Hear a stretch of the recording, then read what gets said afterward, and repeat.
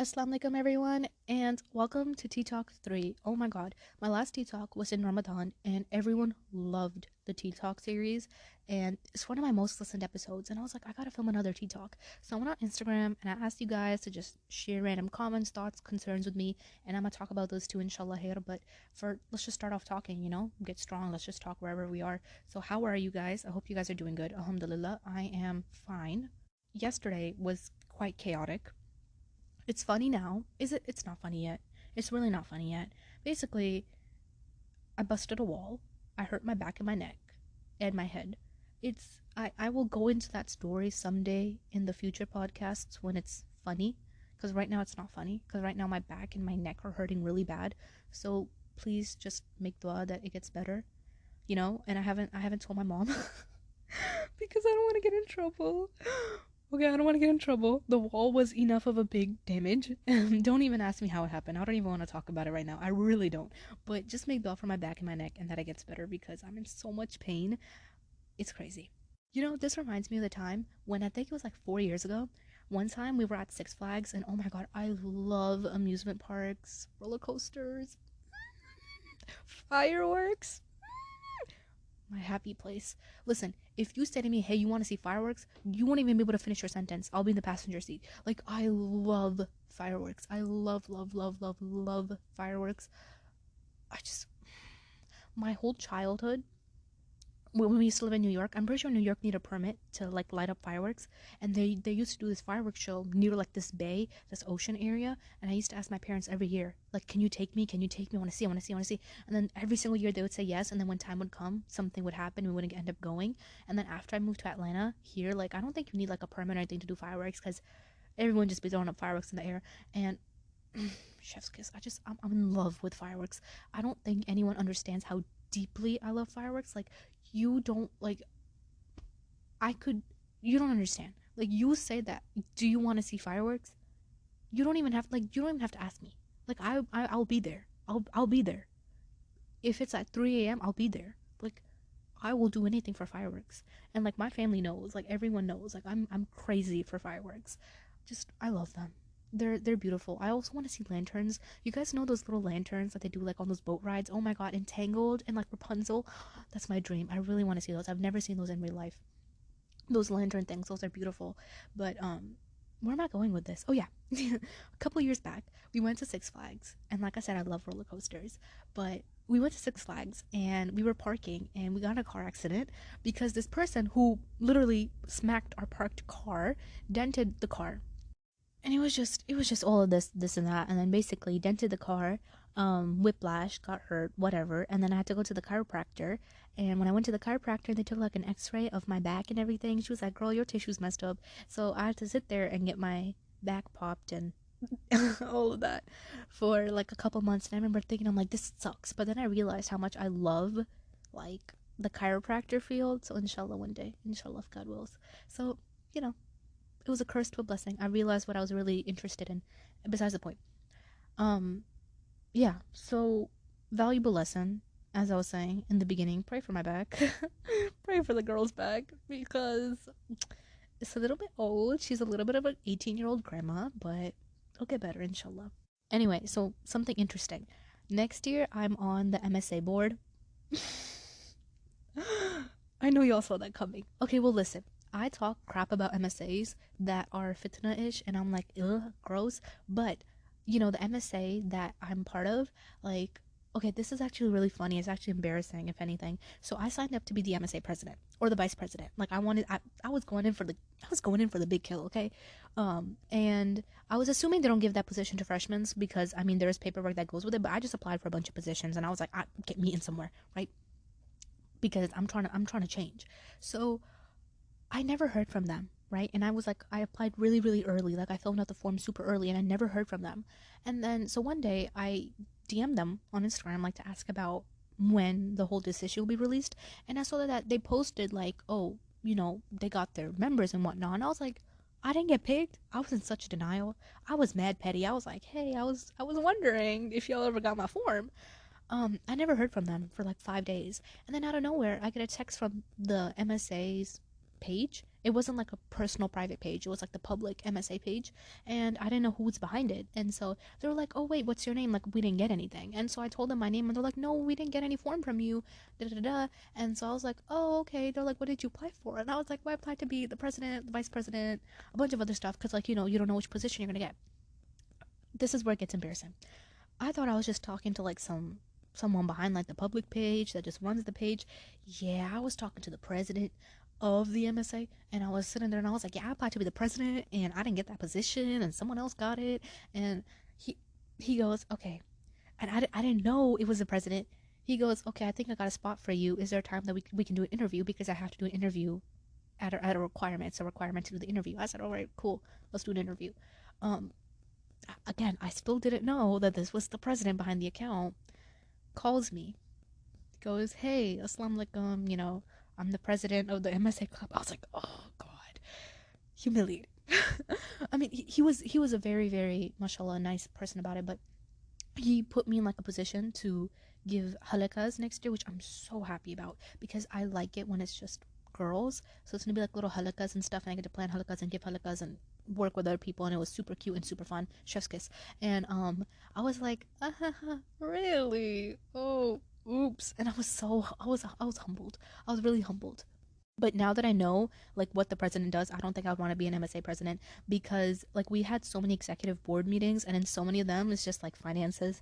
They're like, hey, we got to pay rent for the MSA prayer room. Can you fix this? Can we pay? And I'm like, thank God that ain't my worry. Thank God that ain't my worry, because that is so much work. And I was like, you're doing great, but bye. And I would run out of that because it's crazy. I'll just be attending those executive board meetings in the background doing utterly nothing, because it's all like opening up like the funds account and this and that, and I'm just sitting there and I'm like, I'm just here to talk.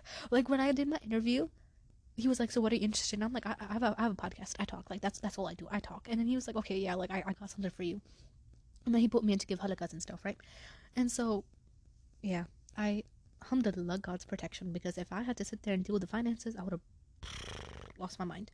But it was a humbling experience. It really was. And so anyway, I think that certain MSAs, if they're run by the right people with the right intentions, it can be really, really good.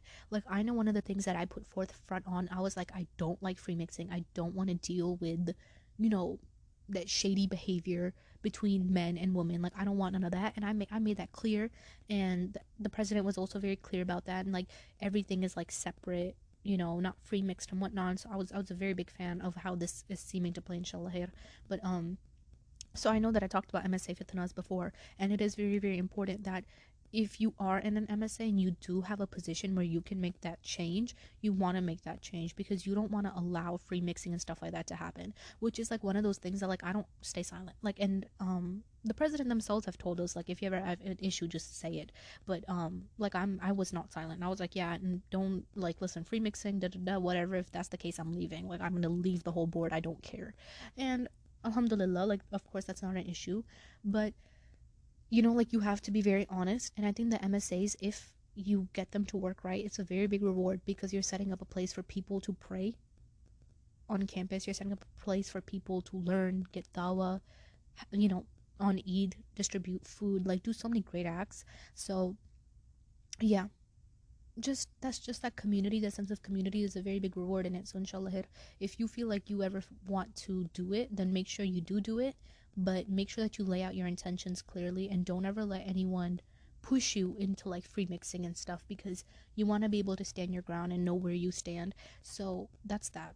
We'll update on that inshallah khair once, you know, it all starts. But that's that. Anyway, talking about school, was I the only one that had a really traumatic PE/gym experience? Because those stories are hilarious, and I'm gonna tell y'all some of them right now. I can literally dedicate a season to my gym stories, because they were that crazy in school.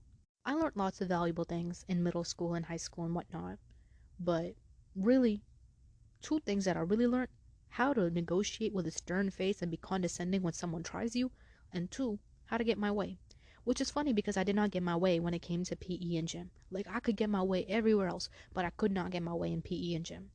So when I first moved here, I went to a middle school that was districted to me. And so like in At least here where I stay at, everything is district wise. It doesn't matter if you have stellar grades and you want to go to like the best high school. It all matters about district. So whatever is district to you, you have to go to it. And so I went to a really, really little middle school, and I don't know, something about that middle school just gave me like jail cell vibes. I don't know. But I remember when I went there, and it was gym. And I was like, okay, gym, throw a couple basketball hoops. We'll be fine. Baby, I was getting trained for the military. They used to do this thing where on the big the scoreboards, they used to turn on a timer, and you had to get inside the changing room and change within, I think, 2 minutes and 30 seconds, and get out. So you had to take off all your clothes and then put on. You had to open up the locker. Okay, one thing about me and lockers, it don't work. It don't work. I can't open up locks for dear life. Like, I could do it, but like I'm gonna be there for a solid 5 minutes because it just makes me mad. Besides the point, you have to open up the lock, get your clothes, take off your clothes, put on your clothes, get yourself regrouped, and run out in 2 minutes and 30 seconds. Okay, disaster already. Because if you're a girl and you're on your period, that's crazy, right? And so when I moved mid-year and I see them turn on the timer on the board, I'm like, what the hell's going on? And I'm like, well, what's going on? What are they doing? And the girls are like, oh, you have to quickly change in 2 minutes and 30 seconds. We don't have time. Like, you have to change. You have to change. And you have to get out there. I'm like, and if I don't, you get locked inside. And I was like, oh. And if you don't change in time, not only do you accidentally get locked inside or purposely, you fail. You fail that day, and then the more you fail, it accumulates and then into the grade book. And so I was like, oh. And so I had to quickly change, and I got out. And then I think it was my first day in gym, and I got introduced to this thing called suicides. Baby, did those suicides really live up to their name? What we had to do was run baseline to baseline to baseline to baseline to back. So first baseline back, second baseline back, so on, so on, so on. And they had like these lines set up in the middle of the gym, and like certain indicators where they wanted you to touch it and run back. And then you have to do a whole run and back in 15 seconds. 15 seconds. And then they would lower it. Sometimes they would do 8 seconds. Now you're thinking, oh, Hera, that's not too bad. No, it was a big baseball court. And they had their own indicators and their own lines. And if you didn't make it back with the rest of the girls and with the rest of the group, they would make you run individually in front of everyone. Humiliating experience. I remember when it was the first time to do suicides, I'm like, what's going on? And everyone had to run baseline, baseline, back, back. And I was like, this is crazy. And if you accidentally ever ran up to another baseline and didn't touch the first one, they would blow the whistle, they would stop everything, and they'd make you run alone in front of everyone, in front of all the boys and girls. And it was humiliating, right? Alhamdulillah, I was never in that experience. But basically, you had to get there and back. And if you didn't, not only would they write it down, you would also fail for that day, but you would have to do it in front of everyone. And then they would talk to you about it. So I remember the first time when I did suicides, I was exhausted. Because, okay, I like running, but I was like, this is just painful. Like, you're just hurting me. And it was so bad. And then we had one male coach and then one female coach. And as time went on throughout the year, me and my period have this thing where my period just doesn't want to come on proper timings. It always wants to come at when I'm in school or when I'm outside. It just doesn't want to come when I'm at home on a Saturday evening. My period always wants to come when I'm in school. So one day, and this wasn't just a one-time story, this happened far too many times in my middle school years, where I got my period in gym. Like, I got to gym, I got to the locker room, got to the bathroom, and I was like, oh, I got my period. Okay, so, you know, TMI, but how am I supposed to run suicides when my stomach is cramping and I can't even walk? And I read online that if your period cramps are so bad that you can't walk, like, you need to fix that. And my period cramps are so bad that I can't even like change my position when I'm laying down. It's so painful that I literally I feel like every single time I survive my period, it's a shocker, because I could literally end up in the hospital because of how painful it is. And I got my period. I tell the female coach, I'm like, hey girl, listen, like, between me and you, I'm in pain. Like, I'm a pass out on the floor, dude. Like, I'm a collapse if you make me run these suicides. Like, I won't be able to go on. And I was like crying, and I was like, my period cramps are so bad. They're so bad. Like, I could eat like 8 painkillers and nothing will happen. They're horrible. And I went to the doctor for them a lot of times, and they gave up on me. It was that bad. But so bad. And I was like, I can't. And I have an iron deficiency. They're so bad. And I go up to her and I'm like, girl, like, there's just no way that this is gonna work. I tell her privately, I'm on my period. I'm in lots of pain. Read the room. I'm silently whispering her. She screams, well, I don't care. You better run these suicides. I'm like, girl, don't, with her southern accent. I was like, girl, you're a woman. You should understand me. She made me run them suicides while I was on my period. I was crying. I was literally crying. I was like, that's it. Like, I'm gonna call my mom. Like, I'm getting out of here. And you couldn't even have your phones. In our middle school, if they caught you with your phone, like, even just briefly, like, moving it out of your book bag, they would take it and then they would put it in a locker and your parent had to come and get it. So if your parent couldn't come for 3 days, you wouldn't have your phone for 3 days. One time I was in the hallway and I was moving my phone like to my bag, and a teacher saw it and she taps on my back and she goes, give me your phone. And I was like, no, like, you're not gonna do this to me, because it wasn't on. I wasn't on it. I was just taking it. Like, we were dismissing too. It's dismissal time. We were in the hallway leaving, getting home. She takes my phone and she puts it in the locker, and my younger brother was sick, and so my mom couldn't go, and she was busy doing work. I didn't have my phone for 3 days. I was like, the blasphemy. And you couldn't like write a parent note and get your phone back either. I was like, ridiculous, whatever. She made me run suicides. After she made me do the most painful thing, she says to me, okay, now you can sit on the side while everyone else play like basketball. And I'm like, basketball, this requires barely any energy. They just made us stand in lines and throw the basket. I was like, what I needed you to do was to let me sit during the suicides. And now you're making me sit here, during basketball, and everyone's looking at me as if like I got in trouble. Like, it made me mad. And then they used to do this thing, I think every Tuesday or Thursday, where we had to run like a couple miles outside of the whole school, and it used to be burning hot. And so when you used to be running like the miles on the pavement, they used to be like watching you. They're like, don't you dare slow down, you better run. And there was like a time limit, and if you didn't come under, I think under 10 minutes, you would like get like a B, C, and so on. And so, god, that was so bad. We used to be sweating, and they used to take us to the locker room and be like, change out in 2 minutes and go to your next class. It was just bad, man. I felt like I was training for the military. It was traumatic. But it gets worse, because when I get to high school, first day of high school, and listen, I'm a dress type of girl, dress, abayas, long dresses type of gal. Um, so I walk in first day of high school, just wearing my cute little blue white dress, just whatever. Um, I'm sitting on the bleachers. I'm like, okay, gym, no issue. Like, this is high school, it won't be an issue. I'm in that class with a bunch of seniors.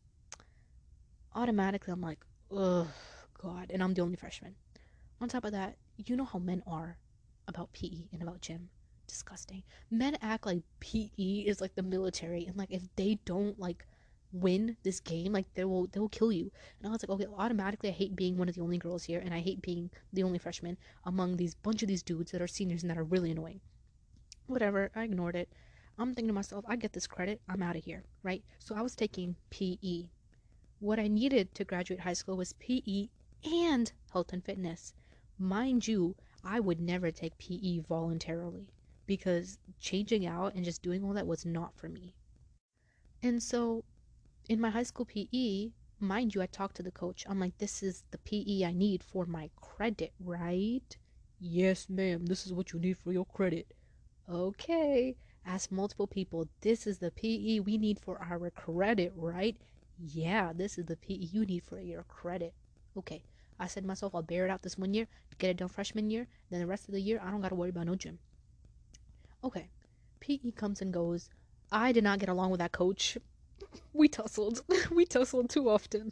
I think tussle would also be an understatement, because they did this thing here with, again, you had to change and come out in a certain amount of time, but the time was a little bit more, so it was better. But me and that coach, man, me and that coach.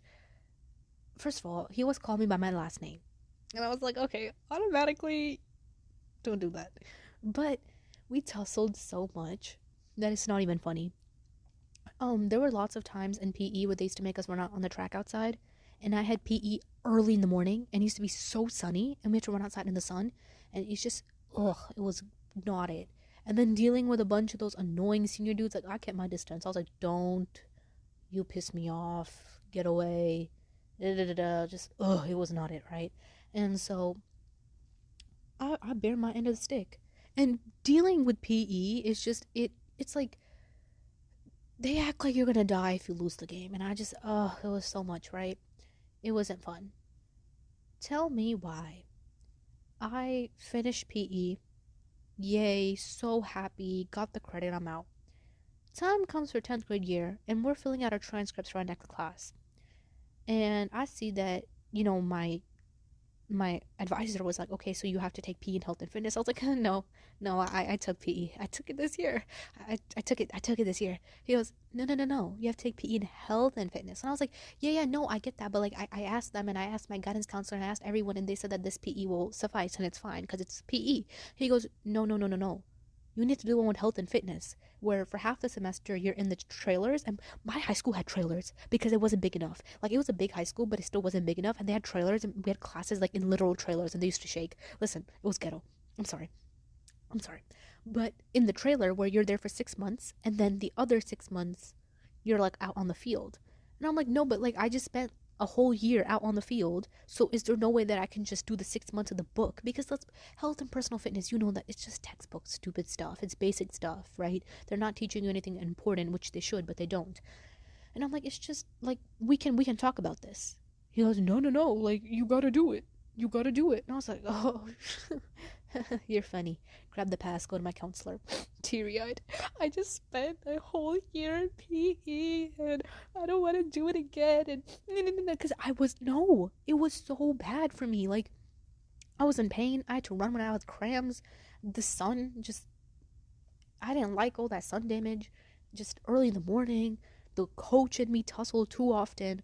It wasn't fit for me. It wasn't fit for me. I wanted to move on with my life. And my counselor goes, well, it's a Georgia law, so you gotta do it. And I was like, and it's a law in my book that I'm a, you, but whatever. And so I was so upset. I go home, I was crying to my mama. My mom was like, I don't know what to say to you. I'm like, Mom, can you write a parent's note? I was so desperate. Obviously, that didn't work. I didn't make her write one because it's a state requirement. And I still got my way because when it came time to take health and personal fitness, I did the 6 months of health and personal fitness, the 6 months, and then COVID came. So we never ended up going outside. Alhamdulillah. But it's not that I don't like working out. I love working out. I love exercising. I do it all the time. But I don't like that. I don't like the whole psychotic change in 2 minutes and get out. And like, I don't like all that, right?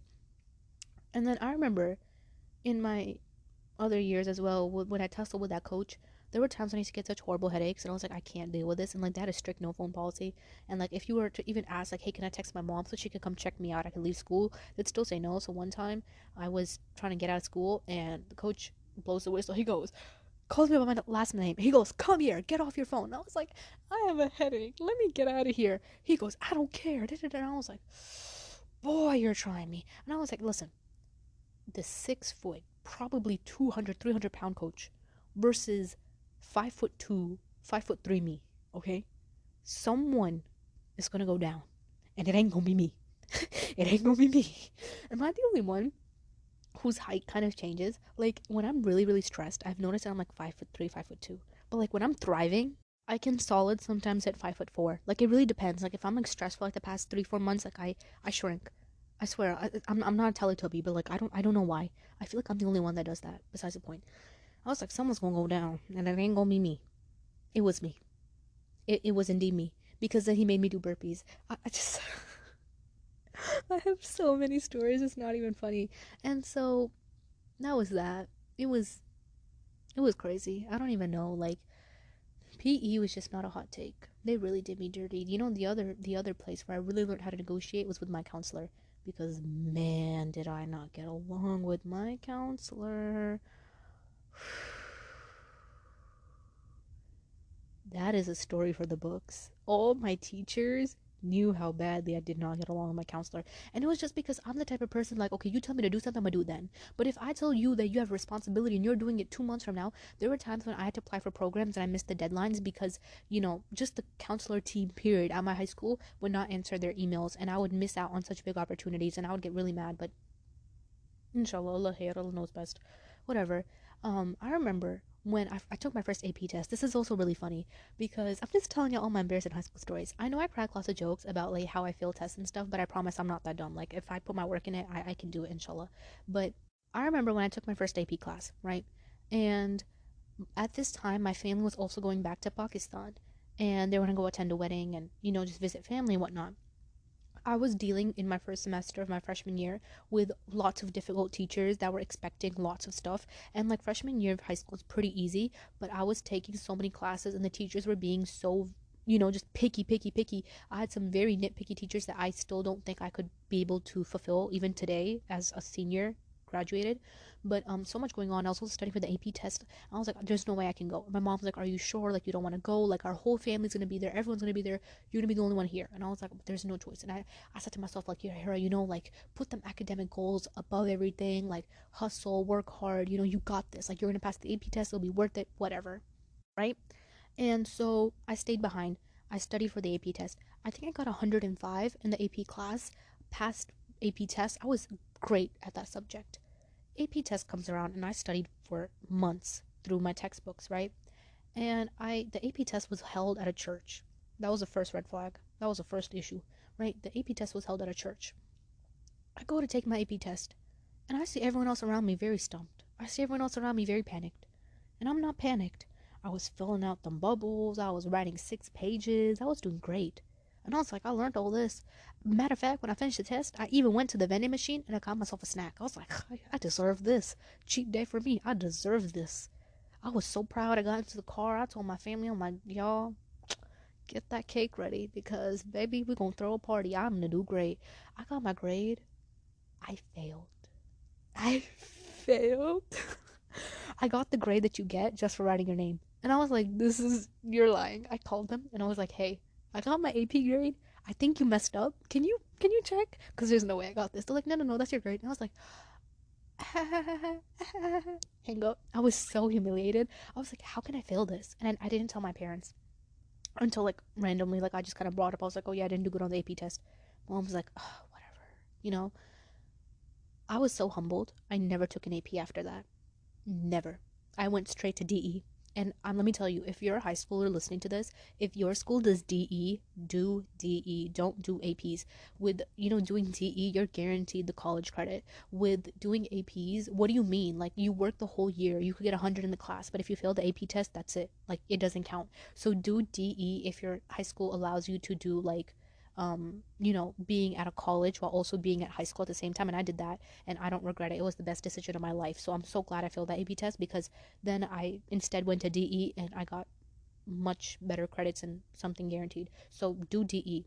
Don't even waste your time with APs. APs are not even it anymore, in my opinion. I've seen so many people who have so many APs in colleges. They're like, okay, yeah, and whatever. And APs, in my opinion, don't actually demonstrate what college classes are like.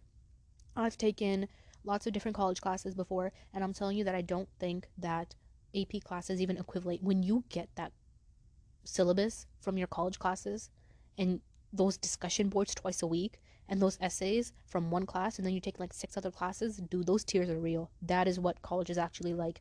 AP classes don't do it justice. So do DE, go home, go big, go home. That's my opinion. There was this one time also, these are just humiliating. I don't even know where I'm going with this. There was this one time when, for my pre-calculus class, the pre-calculus class was crazy. Like, that was, listen, if you listen to my podcast enough, you know that I don't like math. Like, I'll put my brain to it. I could do it, but I don't want to do it, And for pre-calculus, I did DE, and I was at a tech college where I did it. And, God, I was going through, like, I don't want to say depression, but I was going through phases. And so sometimes I would do like 5 weeks of work in like a weekend because I used to like burn myself out. And I remember when the final exam came, we were allowed notes and I took notes on everything. Like everything, like all the homeworks, everything. I weighed my notes. I had 3 pounds of notes. Like I have a video of them like on a scale, 3 pounds of notes, right? I took them all with me. And teacher takes it to the computer lab. He goes, oh, this test is on computer. Automatically, I'm like, what's going on? Because all of our tests were on paper and I was used to the paper. Now he takes us to his computer lab and the lights are flickering and the computer was just like making all these weird noises. And I was like, okay, Hera, breathe, you got this. Like totally not doing 6 months of work in one test. And I was like at a middle line where like if I failed the test, I'd fail the class. If I passed the test, I'd pass the class. And I had one more test before that would determine like where I'd stand. And so I was like, there's lots of pressure. Take out my 3 pounds of notes. And barely any of them came to use. The lights are flickering. I started hyperventilating and I couldn't breathe. I started getting the worst anxiety of my life. I was like, I can't understand what's going on. Where is this coming from? What is this math? What is this? And it was just so much. And I think it was like 30 questions. Um, and I was like, okay, I'll do the next question. I'll know the next question. And I didn't know the next question. I'll do the next question. I'll know the next question. I didn't know the next question. Oh my God. Oh my God. Saying I failed that test would be an understatement. Failed would be a generous word. Okay? There was this person that I knew in that class, and they were very smart. He was, I think, in engineering. And I see him get up, and he's just like 20 minutes in the test, and he gets up, grabs his backpack, and he's leaving. And I'm thinking to myself, I'm like, how is he leaving? Because this test is so hard that people are crying. How is he getting up and leaving? And I'm like, wow, he just must be smart, you know? So after I take the test and I failed it, I'm in the parking lot going to my car. And he goes, oh, I got like a 30. And I was like, stop, are you for real? He goes, yeah, like I failed the test. And I was like, at least I got more than him. That test was a nightmare. And then I was like, alhamdulillah. I passed the class though, so bye, never looking back. My high school days were just something else with all those PE stories, and all those test stories, something else. I don't even know. I don't even know what I was. Like, I was a cartoon at that point. Besides the point. But I look back at that and I was like, man, I should have just went back to Pakistan. I should have just went. Scratch that AP test. I should have went. Y'all heard about how last year the AP test lined up on the same day of Eid, and I was like, I know y'all wouldn't do that if it was Christmas. Like, your standards are showing. Your standards are showing. But, whatever. You know, one of the questions that I was going through the questions and Instagram stuff that y'all left me in regards to this Tea Talk episode, and if I don't talk about it in this episode, inshallah, if God wills, I'll mention it in the other ones. I was just trying to get an idea of what you guys wanted to talk about, and the discussion of the hijab was very, very common, and so I wanted to share something about the hijab that I think might help.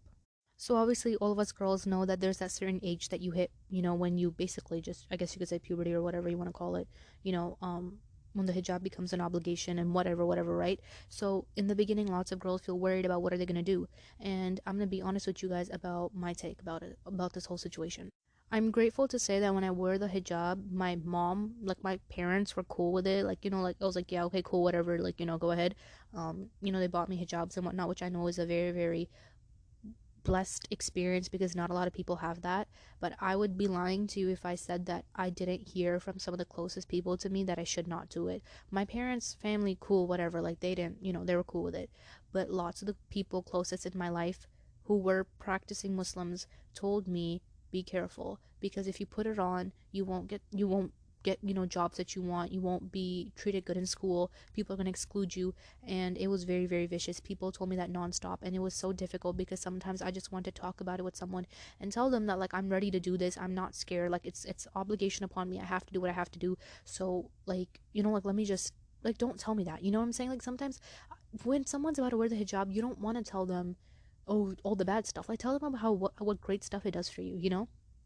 And when it came my time to wear the hijab, I had so many people tell me, like, you're gonna regret it. Like, you're gonna end up taking it off because it's not fun. Like, these people try to make it seem like it's fun and it's painful, and you get excluded from places, and it's not fun, and no one likes you, and this, that. Like, I heard really painful stuff when putting it on.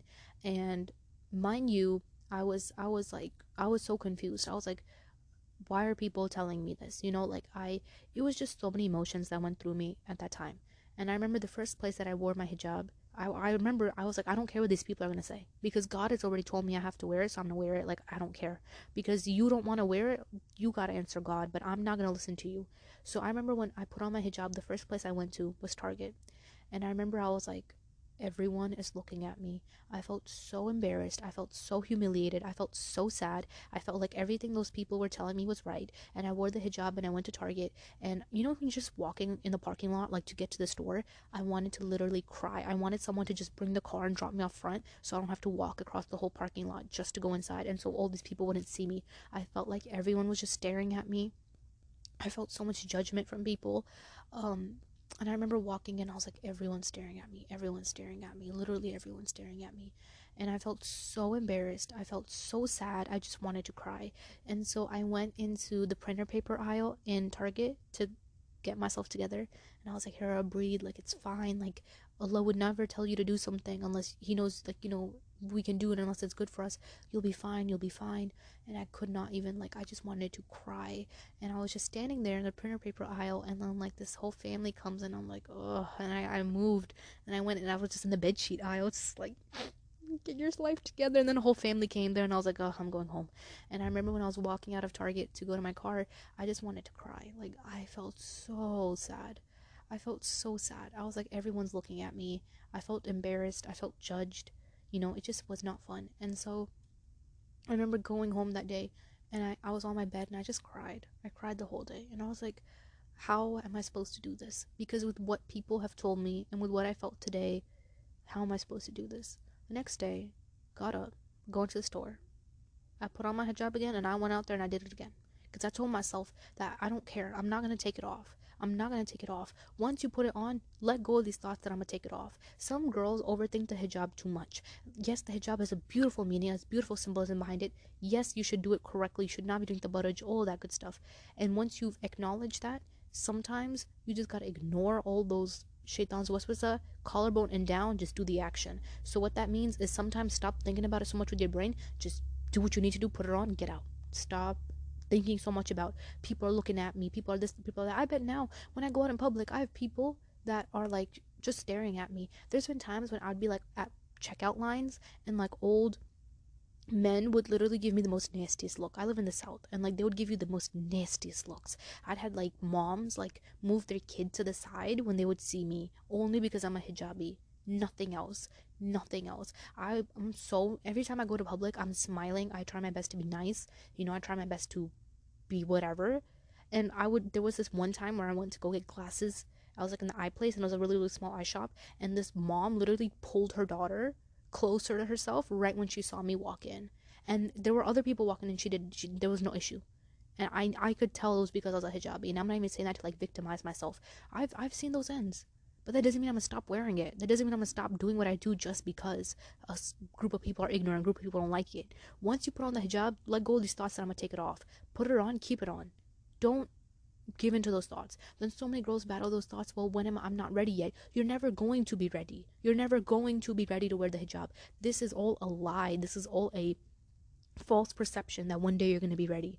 You're never going to be ready for the hijab. You just got to put it on. Stop thinking about it so much. Just put it on. You are sitting here thinking, I'm going to be ready. When are you going to be ready? When are you going to be ready? You're going to be surrounded around the same people forever. You're going to be surrounded around your same family, same school, classmates, whatever. Like, it takes courage. Put it on. Stop letting the entire world tell you that, oh, once I'm ready, I'm gonna put it on.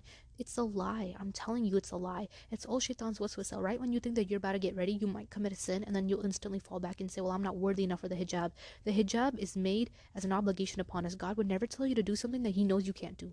So stop listening to these people that will tell you that, oh, you just gotta wait till you're ready for the hijab. No, make it a part of your identity and love it. It doesn't matter who gives you nasty looks. It doesn't matter who judges you. There's been times when people give me really, really ugly looks in public, and then there'll be times when someone's just staring at me, and I'd be like, okay, well, maybe they haven't seen a hijabi before. And there would be times when people would come up to me and compliment me and be like, oh my god, I love that, it looks so pretty, or this or that. And it's true, like, some people, they just don't know it. They just haven't seen this before. But for some other people, it's ignorance. Like, I remember that day when I saw this mom literally pull her daughter when she saw me walk in, and they were like staring at my hijab, and she was whispering stuff in her ear. And I remember I just wanted to burst out and cry. I was like, you're really teaching your daughter this ignorance that me, a random 5'3" hijabi, just casually coming in to get, her glasses picked up, is a threat to your daughter? This is where ignorance roots from. You teach your children ignorance. And I was like, I felt so bad for that little girl. She looked like she was probably 7. And I was like, I feel so bad that your mom is literally brainwashing you. You guys like to talk about indoctrination and brainwashing and manipulating your child, and then you teach them this type of ignorant crap. Like, really? I felt so... It was disgusting. And I remember when my mom came in, they did the exact same thing. And I was like, Hera, calm down. Because, this is not the way of a Muslim. Don't act out. Don't get mad. But I was really, like, I was not happy. Because you can say whatever you want to me. You can give me ugly looks. You can treat me however, but you're not going to do that to my parents. You're not going to do that to my parents. You're crazy if you're going to do that to my parents. There were times when, like, we would be in Walmart and, like, just normal hijabis. It's not like anything's crazy. Normal hijabis. Normal people in public. And we'd be in Walmart, and like I remember people would give my mom like nasty looks, and I'd be like, yes, yes, because you're not gonna sit here and look at my parents a type of way just because they have a hijab on their head or I have a hijab. I have a hijab on my head. That doesn't mean you want to look at me nasty ways. Go ahead. I don't care. I don't care. And my mom, she doesn't care that much either. Like I, majority of hijabis, they just we're like whatever, but it's like it's disrespectful for you to sit here and think that you can just stare at a type of way and act a type of way just because. And I remember these were the types of things that people told me, and I said to myself, I'm like, I don't care if the whole world gives me nasty looks for wearing my hijab. I'm gonna do it because if God said that it's written for me, it's obligated for me, do it. If you think taking off your hijab is gonna make life easier, you're crazy. It's not gonna make life any easier. How is disobeying God gonna make your life easier? How is disobeying God's commandment gonna make life easier? How is not wearing it gonna make life easier? I remember so many times people are like, oh, just don't wear it because then, like, if you want to get a job in the future, like, you won't get it. No one can take a job away from me that was written for me. No one can take a job away that's written for me. What's the guarantee that I'm gonna get a job while not being a hijabi? You're not a hijabi, you are a hijabi, people are going to talk about you regardless. Oh, she looks like that, or she looks like this, or she dresses like that, or she's weird, or she's pretty, or she's ugly. People are going to say something about you regardless. So do what you want. Why should you not wear the hijab just because you're going to spend a classroom with random people for 6 months and you're embarrassed of what they're going to think? Who cares? Who cares? Stop giving a flying crap. Who cares? Do it for God. Do it for you. Stop letting these people tell you likewise. People are going to give you dirty looks. People are going to give you nasty looks. It does not matter because you're not wearing it for them. I don't sit here and dwell about the people that gave me nasty looks when I was standing in Target. I don't sit here and think about all the people that literally stare me down and like pull their children away. It hurts. It's sad. But that doesn't mean I'm going to stop doing it. That doesn't mean I'm going to stop wearing my hijab. This is a part of me. And the same way that these people go out there wearing, clothes that has like Bible verses on it and they're out here preaching, on Sundays on the streets, you're so confident in your faith. I can be confident in mine. I remember there used to be this time when I used to go to this clinic, this doctor's clinic, and it was far away. And on our drive there used to be this man that used to sit on the side of the street with a big sign that said like Jesus saves and Jesus this and Jesus, and he used to be like screaming at the cars with his sign. And I was like, okay, whatever. But imagine if a Muslim person did that. And I remember he used to see through the car that me and my mom were hijabis, and like it used to get so aggressive, and we used to like quickly drive by. And I was like, there's people like that doing stuff like that, and y'all are okay with that. But apparently, me having a hijab on my head is like the biggest threat in the world. I don't care. You're ignorant. I don't care. I do not care. And that's the point that you have to get yourself towards. I know why I wear my hijab, and I know that I do it for God. Don't take it off. Don't let these people manipulate you. And most importantly, I hate to say this, ladies, listen to me now. Don't listen to this hype of the budage. I'm getting into some sticky water here. The budage is such a big deal, and we have tried to make it seem like it's not. We have hijabis that teach you that it's okay to take out 2 strands of your hair and wear a full face of makeup and wear tight clothes. And I get it that everyone in their hijab journey is at their own place, right? It's better to be struggling than to take it off. But now when you have a platform of 3 million, 5 million people following you and you're posting and promoting the budage, you can't act like you don't know what you're doing. Because at one point or another, you don't gotta be a genius to know that once you have a platform, you have an influence. These hijabi influencers that do the budage are getting their pockets paid by doing the budage and by promoting the budage and by telling you, buy this lipstick, it makes you look pretty, it makes you look like this, it gives you this look when you're at the sand and at the beach, and it makes you look so dewy and pretty, and buy this foundation and it makes you glow differently. These hijabi influencers are getting their pockets paid and full by teaching young women that doing the budage while wearing the hijab is okay. And it's not okay. Stop listening to these people. Stop listening to these people. I understand that some girls say that these hijabi influencers helped increase their self-confidence, and again, I get it that we're all at our own place in our hijab journey. It's fine. It's better to struggle than to not struggle at all. It's great. It's fine to struggle, but don't sit here and take these people as your role model. You can struggle with wearing makeup, you can struggle with having your hair out, you can struggle with wearing tight clothes, okay, but don't sit here and glorify and influence and promote these type of people, because these people are getting their pockets paid by telling you to do the budage. They do the budage in public, they do these things in public, they're promoting it to you, you're sitting here thinking, wow, she looks so beautiful, she looks so pretty, she's glowing, no. And I hate to say this stuff because it makes me sound really mean. There's no doubt that those girls are beautiful. They're very pretty, but that's not right. That's not right. And if you're someone who's trying to get into the hijab, you struggle with makeup, okay, fine. That's between you and Allah. You work on that journey on minimizing it and come into an effort of wearing no makeup. But don't sit here and glorify and follow these influencers and allow your mind to think that's right. What I'm saying here is, yes, you're going to struggle. And we all have different areas of struggle. We may struggle with our clothing. We may struggle with our makeup. We may struggle with whatever. But don't take these hijabi influencers who get paid to tell you to do tabarruj, who get paid to do tabarruj in public, to wear tight clothes, to take out strands of their hair, to show you these different L'Oreal lipsticks. Don't listen to those hijabis and make that your end goal. Don't make them your end goal. That's what I'm saying. And again, I know someone's going to twist my words. If you are struggling with tight clothes, you're struggling with makeup, struggling with wearing the hijab properly, it's fine. You're better off struggling than not wearing it, okay? Struggle, fight with your nafs, fight till you get to that point. Cool, no problem, Allah will reward you. But don't look at these hijabi influences and think that these are the end goals, because it's not. We all struggle. May Allah protect us from being hypocrites. Ameen. We all struggle, and I'm not denying that. But don't take these hijabi influencers as your end goal. Don't take them and think that this is what I have to be like to be pretty. And unfortunately, I'm going to pull another string, and this might just irritate some men. Men like hijabi influencers that do tabarruj. Majority of men that want hijabis want them to do tabarruj because they think, oh, she's the pretty type of hijabi. You're crazy. Like, you have no haya in you to be okay with that. You don't. How can you be okay with that? Like, I saw this video of a scholar talking. He was like, only a strange man would want his wife going out in public like that.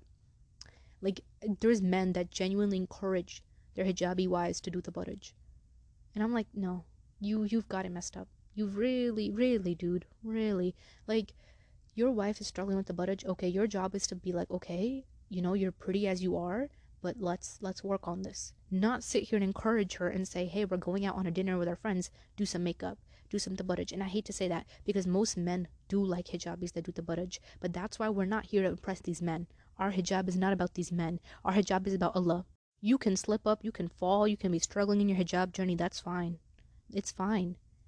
But undeniably, women, don't ever change yourself and become those hijabi influencers that beautify themselves and, you know, think that, well, if I do this, more men will like me. Don't do that.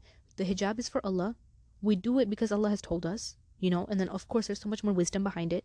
But first of all, this is Allah's commandment, okay? You can struggle, you can slip up, you can fight. It's cool. It's cool. But don't change the way that you are for a man. And unfortunately, men like to promote women who do tabarruj and put them in spotlights and say, she's so beautiful. I wish all hijabis looked like her. I wish my wife looked like her. And that's so wrong. That is so wrong. Not only are you encouraging something wrong, you're sitting here letting those hijabi influencers that do tabarruj, like, oh yeah, you're beautiful like this. I like you like this. Encouraging her to do it even more. Lots of men who say they want hijabi wives, unfortunately, don't actually understand the whole concept behind it. So women, don't ever become those girls that start doing tabarruj just to attract men. Maybe you're someone who wears everything properly, and so this guy tells you that he likes girls that, you know, wear this color lipstick and have their hair out and do this and do that. Don't change yourself for him. Don't change yourself for him. Leave him. Leave him, but you're not going to change yourself for him. If you're already struggling with makeup, you're already struggling with this, and he says he likes a girl that wears makeup, that has nothing to do with your journey. You're still going to learn to decrease that makeup and not do tabarruj. We can all fall into tabarruj at one point in our life, so may Allah protect us and forgive us. Ameen. And, you know, I'm not trying to be a hypocrite because, again, we don't know what Allah has written. We can all fall into that. So, again, may Allah protect us. Ameen. But don't listen to these men that promote hijabi influencers that do tabarruj and say they want wives like that. And don't listen to these girls that are hijabi influencers that get their pockets paid by doing tabarruj. All of this is no, don't do it. Allah has commanded us to wear the hijab. Try to do it in your best way. Again, if you're someone who's struggling with those things, it's fine. It's fine. Don't take off your hijab. This whole concept of all or none is wrong. You struggle, you get to that point one day. But if you give up right now and you decide that I'm going to take off my hijab because I can't stop wearing makeup, that's not fair. That's not fair. You work on lowering the makeup, but that doesn't mean you just take off the hijab. It's not all or none. It's about working till you get to that point. It's about fighting your nafs. It's about doing that whole jihad within yourself of getting yourself to that point of being a proper, modest, covered woman. We all have space to grow. We all can become better people. But please understand that these people that glorify that lifestyle should not be your end goal, okay? And that's my 2 cents on that. So that's my whole take on the hijab situation. The next thing that I get lots of comments on, and like people in particular literally said, "Can you tell us your real opinion on guys and girls being friends?" And if you're new here, I'm just gonna say it. And I do have quite a few other things I want to add.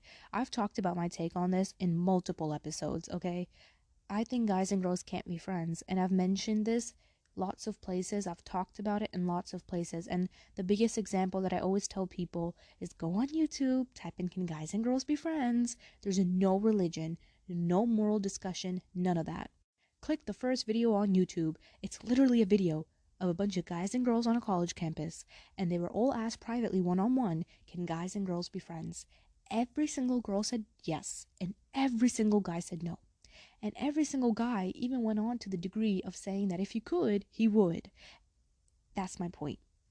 Now, when I bring this forth, I have had more women argue with me about why guys and girls can't be friends as compared to a handful of men who felt a type of way, which always shocks me because if you look at it and you think about the wisdom behind why God tells us to stay away from these things, it benefits all of us, obviously, but especially the woman. We live in a society where people are literally trying to take advantage of anyone and everyone. So undeniably, I'm going to keep it honest with you, the quote quote friendship benefits the guy. If anything, the guy sits there, acts like he totally cares about the girl, listens to her vent about her life problems 100 times a day. He totally acts like she cares. He gives her a couple advice that she probably could have gotten from her girlfriend as well. And he's just consecutively there. He's building up this "I'm an amazing guy" image. What time comes is if she liked a guy and it fell through or whatever, he takes his moment to throw himself in the situation and be like, "Hey, like, I totally had feelings for you. Let's get something going." And she'll be like, "Oh my god, yeah, I knew him this whole time. He was my best friend, so let's do it." Now, before you girls even open up my DMs angry, I have always had women who fight with me about this, and literally only a handful of men that argue. It's always women, and I don't understand why.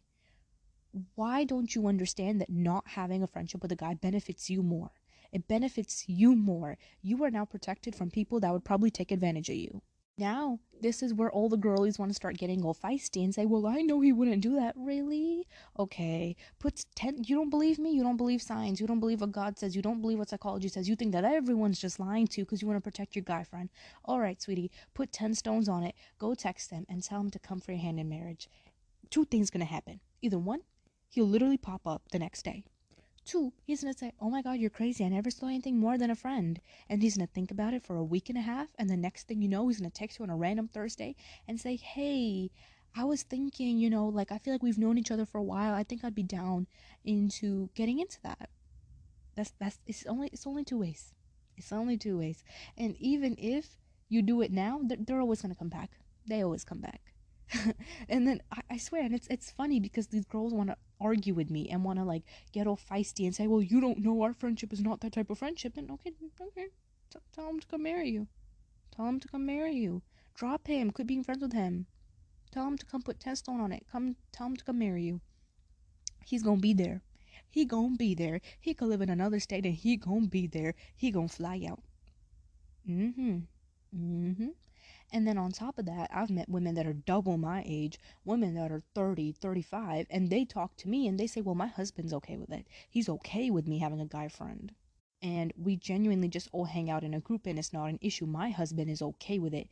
And so she's consecutively always talking to her guy friend privately, on call, on phone, on text, whatever, even when her husband's not around because her husband's okay with it. And now this just makes me question what man in his right senses is okay with that? What woman in her right senses is okay with her husband having a female friend? Ladies, don't even act like you're lying. Don't even sit here in front with me. If your husband had a girl best friend, really? I don't even need to finish my sentence. You'd lose your mind. We all saw what happened. We've all seen what happens in those situations. Okay? You'd lose your mind. And it's not even about being insecure. People always say, "Well, I'm not insecure, so I don't care." Baby, this ain't about being insecure. This ain't about being insecure. Don't try to paint out boundaries that aren't there. This is not about being insecure. This is about simple mutual respect. No one needs to know you the same way that I know you. No one needs to be friends with you the same way that I know you. That's it. And people say, "Well, that's controlling. If you're insecure, just say it." Again, it's not insecurity, and nor is it control. That's basic human decency is basic respect, I think, in a relationship. Likewise, you know, girls want to be like, oh, well, I'm married and my husband has no issue and he's my guy best friend. I bet you deep down he does have an issue. And if he doesn't have an issue, I'm questioning your husband a lot. I am very much wondering what's going on. What is going on? Because as a Muslim, we like, oh my God, what's going on? As a Muslim, like, really? Like, I'm sorry. And it's like, I'm not shaming anyone that does have friends of the opposite gender. Okay? If you have friends of the opposite gender, the best thing that you need to do first of all is stop denying it. Stop sitting here and saying, oh, well, I just see him as a brother and I know he wouldn't do that. Stop. Just stop. Like, you know what you're in. Okay, stop. And then cut it off, you know, to the best degree that you can. Really, I know that there's certain circumstances where you can't control it, where, you know, you might be in school or whatever. Just lower it. Like, if if you're not obligated, don't do it. You know what I mean? And even if you are obligated, like, avoid it at all costs. Like, don't do it. Don't do it. Majority of all the girls that I talk to always say, well, he gets me so well, he understands me so well. And I'd be like, really, what he do? And she'd be like, I just vent to him and he gives me the best advice. You know what advice he gives her? I'm sorry that happened, man. Hope it gets better. Do you hear that silence? Google could have gave you better advice. Go to one of your girlfriends. She could have gave you like 10 full paragraphs. She could have done way better. Now, I wanted to bite my tongue and not go here, but I'm gonna go here as well, where majority of girls like to say, well, all girls are filled with drama, so I only hang out with guys. Girl, really, that excuse is old. That excuse is old. Okay, we all know good and well that not all girls are filled with drama. Maybe the girls surrounded you are filled with drama, for real. And I get that. I came from a middle school and high school where literally all the girls were just drama. Petty drama, petty drama. And so I spent my years alone, because you're better off spending it alone than spending with a guy. And so many girls want to justify with saying like, oh, well, I just stay friends with guys because, you know, all girls are filled with drama. Stop. Like, it's not a big enough reason. It's not a big enough reason, you know? And then it's like, I get it that you may feel hurt or sad or you want advice from someone, but going to a man, really? Like, unless you're married to him, like, what? Majority of them don't have best interest for you, okay? I'm sorry. I hate to say that, and I know I sound mean, but I didn't lie, and I don't care who wants to get mad at me. Like, I've literally had women that are 35 talk to me and say like, no, like, you guys don't understand, like, it's completely like non-emotions, like, we're just friends and my husband's okay with it too. And I'm like,